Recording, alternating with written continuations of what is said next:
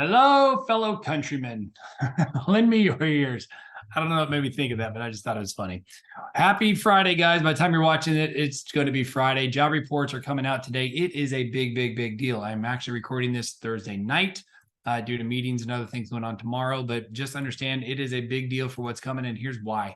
Check this out. These are rates. These are good. Green is good in this case. High is good. Check it out. We made the point last week. See this blue, the very top blue line that's kind of just, going across the page. That's the 200-day moving average.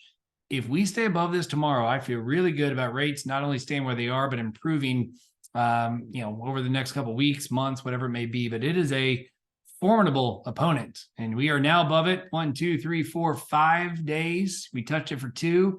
Tomorrow's job reports, if it comes out with a weaker job growth, this is good. If it shows unemployment somewhere around 4, I hate that for those that lost their jobs, but it means good things for us and mortgages. So guys, rates right now, 7's, like low 7's. Like we've gotten 6's. I've priced an FHA. I shouldn't say this because there's got to be a disclaimer, but let's just call it low 6's. And even like you can get in the 5's if you want with some FHA products out there. So conventional rates can be in the 6's. So it's getting better. So here's the good news, guys. The odds of the market, or the market's odds for a Fed cut. They all know they're coming, but check it out. Basically 100% by June, 97 if you want to get real technical, but 97% chance by June that the rates are going to get cut. And then you can see the notation on the right side. They even think it could be a 50 basis point. So when the people say the Fed raised rates, oftentimes the default's 0.25%. So in this case, it may be half a point by May, at least as a third of the market. So I thought these were real interesting. What's even silly is September 100%, November 99%, December 100%. So they expect a lot of aggressive cuts. I don't know if they'll do all 5 or 6, whatever's being projected. Who knows? Time will tell. JOLTS stands for job openings, labor turnover. So it means like how many jobs are getting posted, how many people are quitting their jobs, and all those fun things. You can see this is down. The big one to point out, guys, leisure and hospitality. The next slide I'm going to show you shows you the same thing. Leisure and hospitality finally is no longer hiring. They're losing some jobs. And the reality is it's been the stubborn piece for the economy. It's people have been getting hired and hired, more jobs created.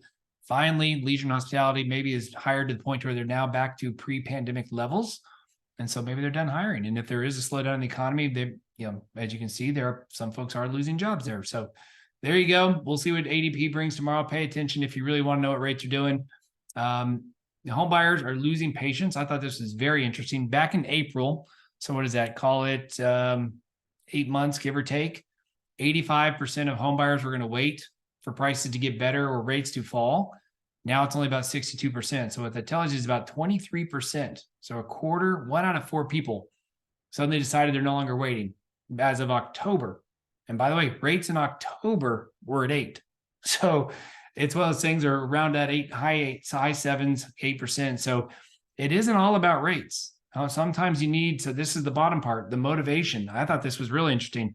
54%, they found a home more affordable. So rates obviously are important, but payment and all that stuff apparently is a big deal. 50% found their dream home. The bottom part I thought was interesting. The last bottom right, 21%, or pardon me, the 28%. 28% of people, so 1 out of 4, not quite, but 1 out of 3, but 1 out of 4 people, an adventurous move to a new area. Some people just say, the hell with it. We're going here to have an adventure. Who knew? That was the motivation for buying a home. Guys, if you do some side hustle, my team knows that I'm not a fan of this term, but what do they call it? Secondary source of income, or whatever the buzzword is for the new Gen Zers out there.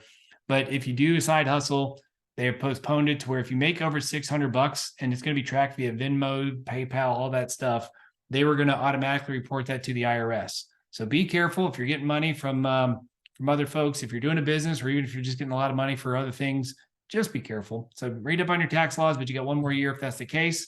And by the way, this is shocking to me. Dallas is in the top 15 of the most house-rich cities. Look at number 1. El Paso, Texas. Look at that. El Paso, Texas, Fort Worth, number 4, San Antonio, number 5, Dallas was 15. I don't know that I truly believe these numbers because they say the median home value in Dallas is $275,000. I don't know where. Maybe that's down in parts of Dallas that I don't go very often, but that's not what I'm seeing. Generically speaking, we see the house prices here in the greater North Texas area around 400. I'm not sure where those 275 homes are, but good for Dallas. Millennials say they need over $500,000 a year to be happy. The Gen Zers, they need about 128 grand, but these millennials, man, they need 525 grand to be happy. My generation, the Gen X, apparently need 130. The boomers need about 124. So in total, everything from the young ones to the old ones need about 125 to 130,000, except for those millennials, man. They need a 5X number in there, a 4X or 5X. So good for them. So I just thought this was fun. And as you guys know, if you watch this enough, I like picking on the younger generations because they make it too easy.